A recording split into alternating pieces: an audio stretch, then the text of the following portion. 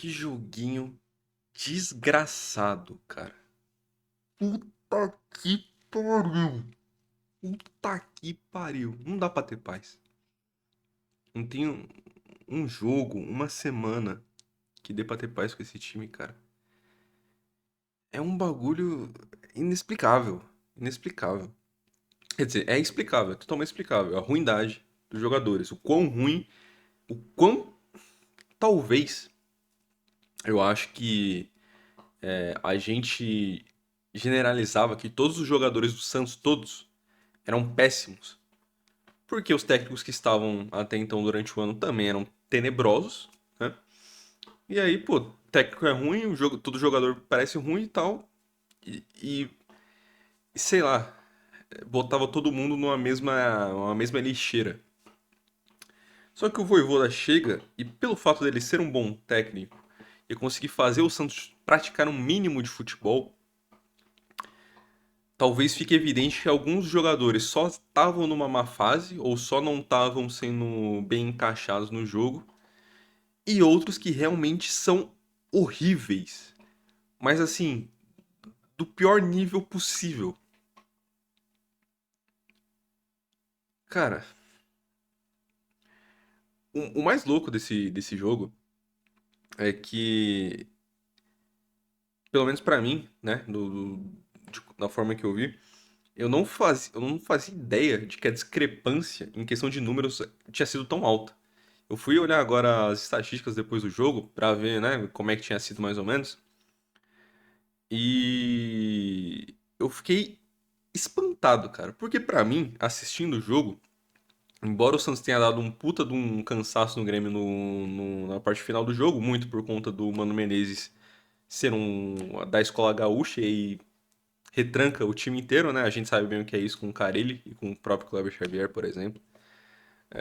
Então, embora o Santos tenha dado um puta de um sufoco no Grêmio no final do jogo, depois que o Mano resolveu retrancar, eu não fazia ideia da diferença, tá ligado? O Santos teve 65% de posse de bola contra 35% do Grêmio, que é ok, né? O Grêmio é um time treinado pelo Mano Menezes, faz sentido ele sair em contra-ataque, porque normalmente esse tipo de técnico retranqueiro não sabe propor muito jogo. Só que o Santos teve 21 finalizações, novamente o Santos fazendo finalização pra caralho, contra 4 do Grêmio. O Santos deu 7 no gol, o Grêmio deu uma. E mesmo assim a gente conseguiu fazer a façanha de ceder o empate, cara. Ceder o empate não, né? Eles cederam o empate, com a ruindade do Mano Menezes e de alguns jogadores do Grêmio também. Que também é em grande parte verdade, só foi o empate pela ruindade dos jogadores do Santos, que é um bagulho. É inacreditável a quantidade de gol perdido. E a gente já vem falando isso há muito tempo, desde do jogo do Atlético Mineiro, que o Neymar perde duas chances claras que poderia ter feito muita diferença. Do jogo contra o São Paulo teve algumas também. No último jogo, contra o. Quem foi o último jogo mesmo? Minha mente tá. Porra, tá pro caralho. Bragantino, porra. Bragantino que eu falei. O Santos não podia ter deixado o empate escapar, porque era um dos poucos times que o Santos poderia fazer a façanha de ganhar fora de casa. Não conseguiu. Tinha a obrigação de ganhar do Grêmio hoje. Por três motivos. Primeiro, 2025 e os caras contrataram o Mano Menezes. O Santos é péssimo na escolha de técnico. O Grêmio, pelo menos, foi atrás de alguém que é o técnico, né? Foi atrás do Mano Menezes. O Santos foi atrás de um estagiário. Mas ainda assim, um time treinado pelo Mano Menezes 2025 é loucura. O Grêmio tava com mais de 10 desfalques. Tinha o Valbuena que veio para ser titular e se lesionou, tá fora. O William tá fora. Tinha um ou dois jogadores suspensos. O Bright White tá fora. O Carlos Vinícius que tá fora. Porra, mais uma penca de jogador do Grêmio que tá lesionado e não podia jogar. E aí você pega o catado do Grêmio sem os titulares e o nosso catado com os titulares é uma ruindade muito parelha. E tinha esses pontos. Também tinha o fato que tava jogando em casa. O Santos já não vai ter. Não tem um turno inteiro, dois turnos para querer buscar muito resultado. Os poucos jogos que tem dentro de casa tem que pontuar e fazer 3 pontos. Tem que ganhar todos, se possível, o que não vai acontecer, mas deveria tentar ganhar todos. E, porra, se a gente não tá conseguindo ganhar do Grêmio, tá ligado? Nós estamos fodidos, porra. Essa é a realidade. Porque o Grêmio deu sim uma melhora, principalmente depois das últimas contratações, os últimos 3, 4 jogos do Grêmio ali deu uma melhorada boa, mas ainda assim o Grêmio não tá muito longe da gente, tá só 5 pontos de distância.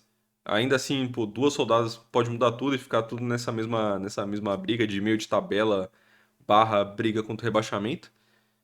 E, porra, não podia, tá ligado? Não podia fazer o que fez hoje. Perdeu uma caralhada de chance como perdeu. Assim como foi nos últimos jogos, que eu falei. O Vojvoda, a ideia inicial, né, que a gente tinha observado que era que ele queria, obviamente, estruturar melhor a defesa, porque a defesa do Santos é uma mãe, e depois tentar criar algo mais no ataque. De fato, ele tinha estruturado a defesa e tá conseguindo criar mais no ataque. O problema é que a defesa tá sofrendo agora com falhas individuais e o ataque cria muito e finaliza mal, perdendo chances que não dá pra não converter. E senão você é punido, que nem foi hoje, pegando um empate jogando em casa. Bom, falando do jogo, aos 18 minutos teve o gol anulado do Grêmio, que, pô, sempre vai dar polêmica, sempre dá polêmica, qualquer coisa sempre vai dar. Seja pro cara que é clubista que vai falar que foi sim, seja pro cara que não é clubista que vai falar que não é.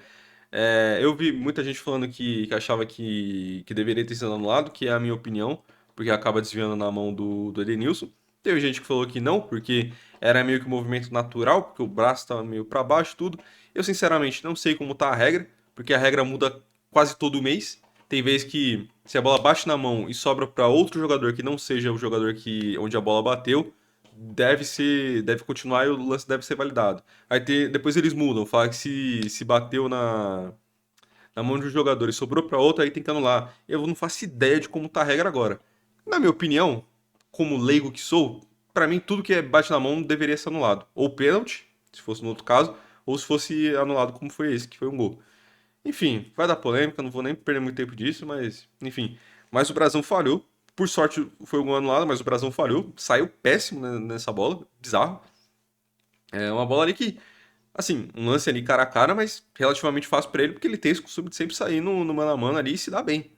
E ele deu um vacilo bizarro, deixou a bola escapar, e a bola sobra acaba resvalando na mão acho que é do Edenilson, e aí sobra no Alisson, o Alisson chuta e, por sorte, o juiz acabou anulando.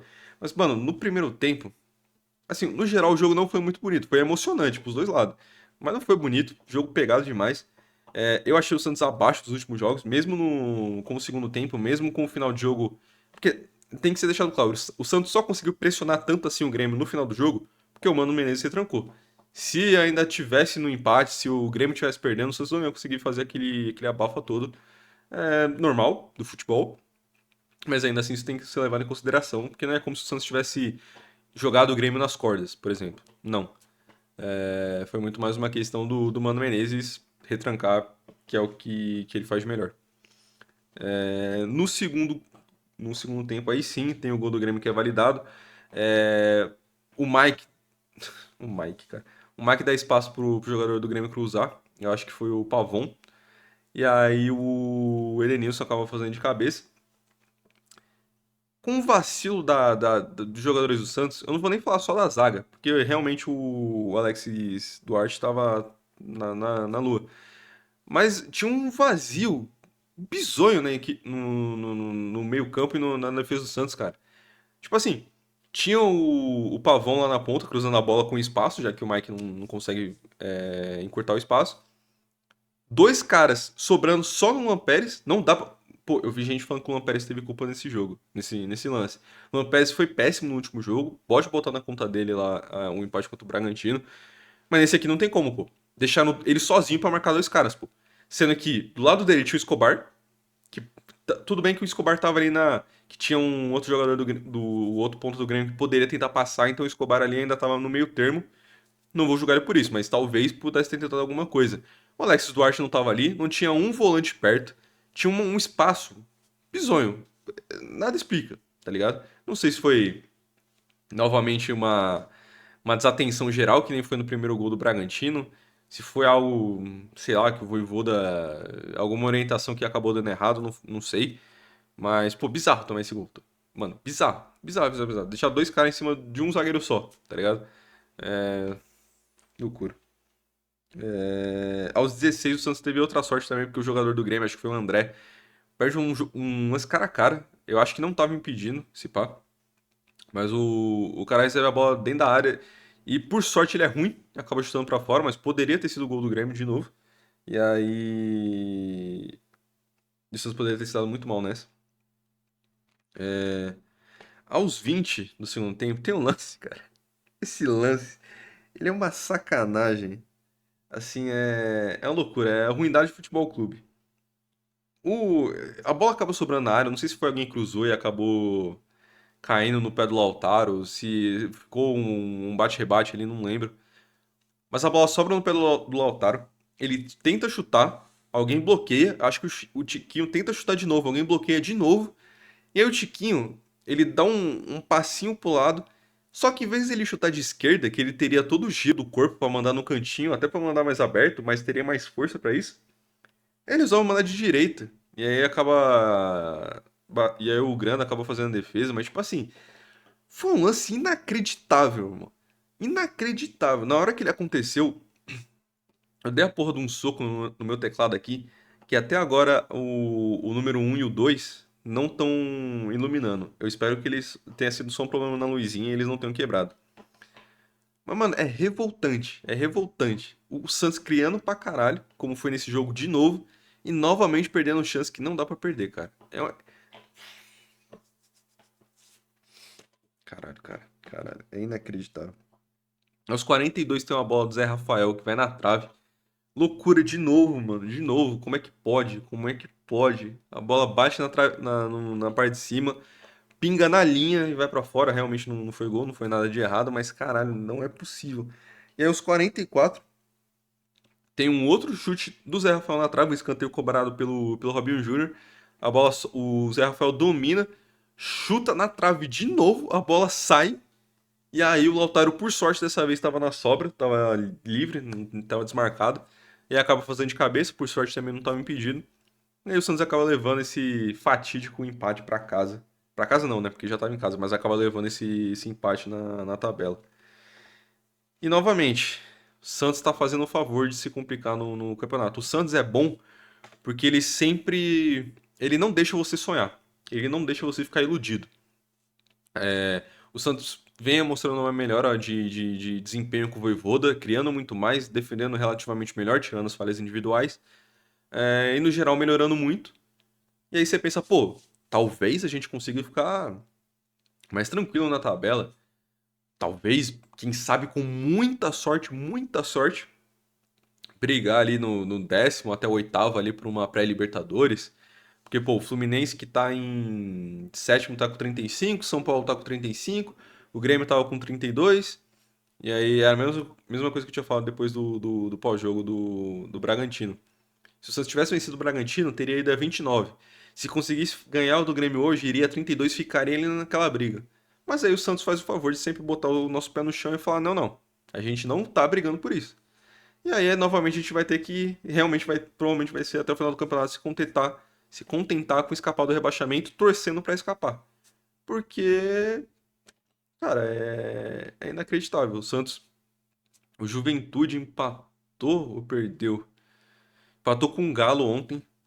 Foi bom porque o Atlético não distanciou, mas também o Juventude acabou pontuando. O Vitória joga amanhã contra o Ceará.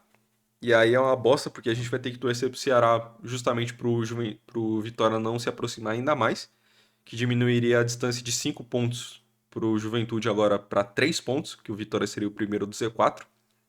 Então a gente tem que torcer pro Ceará ganhar, só que aí o Ceará também iria 34 e aí já sairia muito dessa briga ali que tá ficando com Santos, Inter, Atlético né, os principais ali estão nessa toada.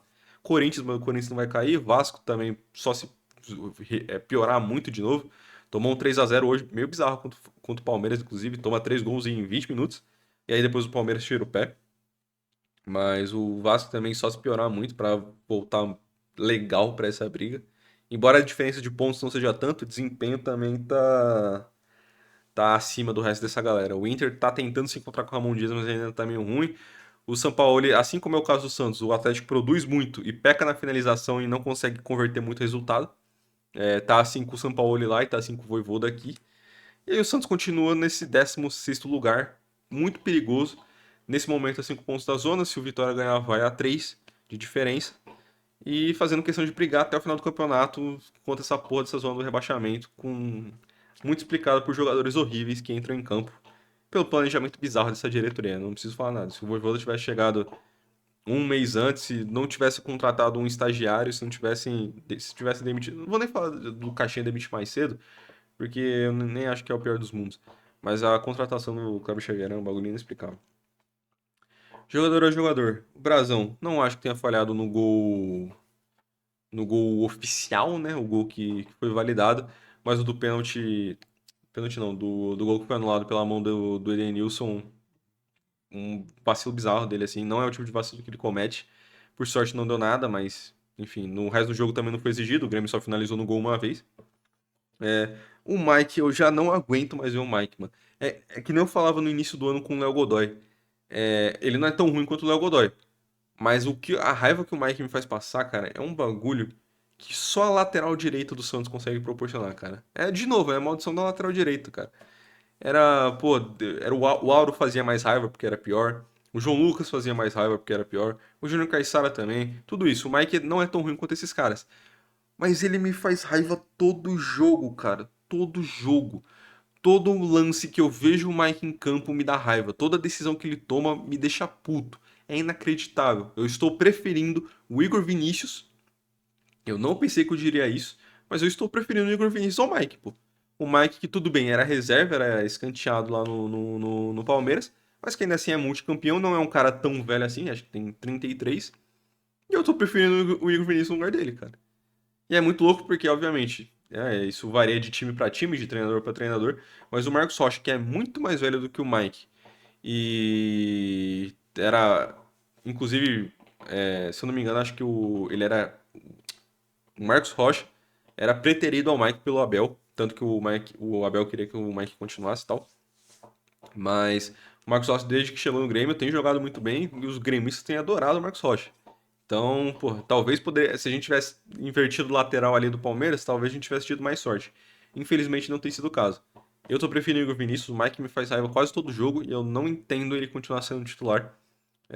Que nem eu já falei no último jogo também. Eu espero muito que o Vojvoda olhe com carinho com o Sherman, seja pra gente perceber de vez que o Sherman não presta mesmo e vende aí por qualquer valor, ou pra dar uma chance pro moleque fazer, vale a pena, pô.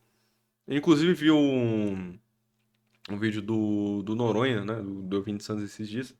E é verdade, mano. Se fosse o Sherman fazendo as partidas que o Mike vem fazendo, a torcida já ia estar caindo de pau de novo no Sherman, falando que, pô, é um bagre, que só brilha na base, que não merece chance, a porra toda, porque a torcida do Santos, quando o assunto é base, é maluquice. Apoia até a página 2. E se fosse o Sherman fazer as partidas do Mike, o que já ia ter torcedor cobrando e pedindo pra ele ser exonerado é uma loucura. Então, pô, não vejo sentido no Mike continuar sendo titular. Não vejo um bom motivo. Prefiro o Igor Vinícius em todos os aspectos, até nos defensivos, porque o Mike que deveria ser mais defensivo tá falhando todo o jogo nessa porra. É inacreditável. O Luan Pérez não acho que teve culpa no gol. Que nem eu falei, pô, dois caras pra ele marcar sozinho não faz o menor sentido. Não é culpa dele nesse caso, mas também não fez lá uma partida. O Grêmio não precisou, não testou tanto assim a defesa do Santos, mas ainda assim, um jogo meio abaixo. O Escobar, teve o Alexis Sanches, que pra mim também nada demais. Eu só vejo ele tocando de lado, dando passe curto ali, não dá nenhuma tirada de bola muito grande, é um zagueiro completamente foda-se. Parece aquele reserva meio. Aquele reserva nota 6, tá ligado? Se alguém não precisa jogar, se alguém não vai poder jogar, você bota ele ali pra não prejudicar tanto. Se algum zagueiro sai lesionado, você bota ele ali no segundo tempo pra manter o nível ali. E aí não me parece nada demais. Diferente do Adonis, que ainda tinha um quê ali, o Alex Sanches não me parece nada demais. O Escobar fez uma partida tenebrosa. Ele vacila no. Não no gol que foi validado, né? Mas no gol também do. Foi anulado. Ele acaba deixando o Alisson passar por ele.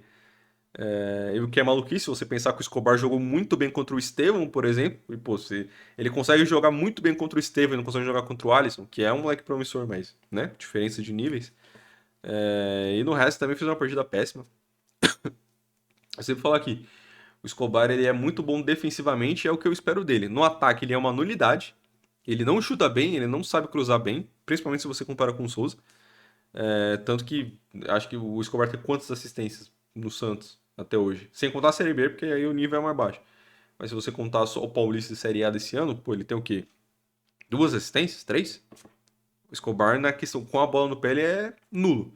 Mas sem a bola no pé, eu imagino que ele vai fazer uma partida boa. E hoje, infelizmente, foi uma daquelas. Uma a cada 10, o Escobar vai mal. E foi péssimo hoje, foi tenebroso. Deveria ter sido substituído para a entrada do Souza muito antes. Principalmente levando em conta o momento que o Santos já tinha tomado o gol e o Souza só foi entrar no final. Loucura, o Escobar ter ficado tanto tempo assim no jogo. O Schmidt para mim foi mal.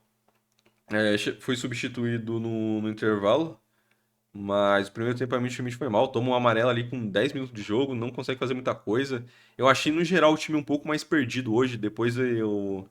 Tinha alguns momentos ali de que o time parecia um pouco mais organizado, mas em vários momentos parecia que tava todo mundo meio perdido, principalmente no primeiro tempo.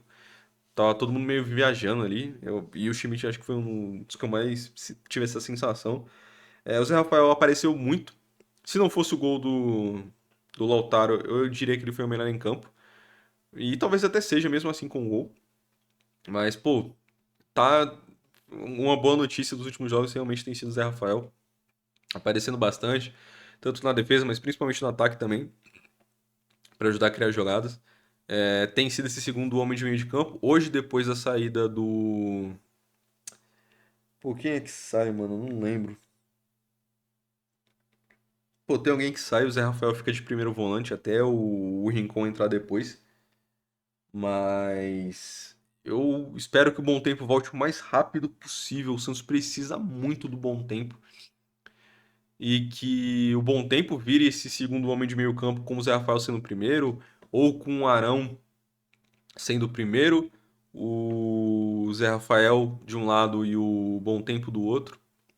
E eu falei Zé Rafael de novo? Não, o Arão.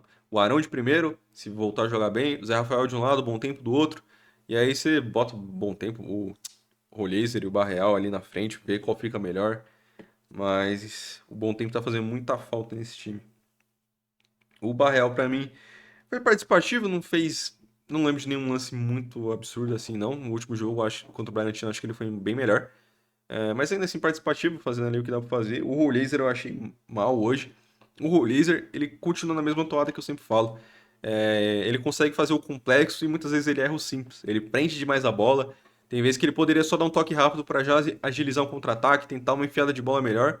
E ele quer segurar a bola, ele quer tentar driblar, ele quer tentar sair de dois, três caras. E isso me dá um ódio profundo. É a mesma coisa que acontece com o Neymar. Só que o Neymar eu ainda. Eu não entendo, né? Eu ainda fico puto. Mas o Neymar eu ainda entendo que ele conseguia fazer isso em um momento da carreira. Só que hoje parece que ele não raciocina que o corpo dele não aguenta mais. O Roleza não, o Roleza continua insistindo com essa porra, e isso me deixa puto. Mas ainda assim, os poucos passes realmente muito criativos que saem, costumam sair do pé dele. O Guilherme, pra mim, errou demais hoje. Mesmo padrão do Guilherme de sempre. Vai fazer raiva em todo santo jogo, às vezes ele vai fazer um gol. Hoje, infelizmente, ele não fez e contribuiu muito pra raiva de todo mundo. Pô, bizarra a partida do Guilherme de novo. E o Lautaro, que, pô, brigador demais. Tem sido uma boa surpresa, não esperava muito dele. Novamente fez gol, então já são o quê? Quatro gols? Não, quatro jogos? Atlético, São Paulo, Bragantino e Grêmio. Acho que é, né? É isso mesmo. Então são quatro jogos dele e dois gols e uma assistência. Se continuar nessa toada, que eu espero muito que continue, vai ser ótimo. Hoje foi numa bola que sobrou ali desmarcado, ótimo. Questão de posicionamento dele. E pra mim, no geral, foi muito bem. Do ataque, ele foi o melhor e talvez melhor em campo dispute ali com o Zé Rafael. Dos que entraram, o Tiquinho, eu achei que ele entrou bem, mas ele deu aquele vacilo bizarro nos 20 do segundo tempo. Não existe perder aquele gol debaixo debaixo da trave. Era só ter chutado de esquerda, ter tentado chutar melhor. Não sei, irmão, não sei, mas você é um centroavante, teoricamente um fazedor de gols. você não pode perder esse tipo de lance.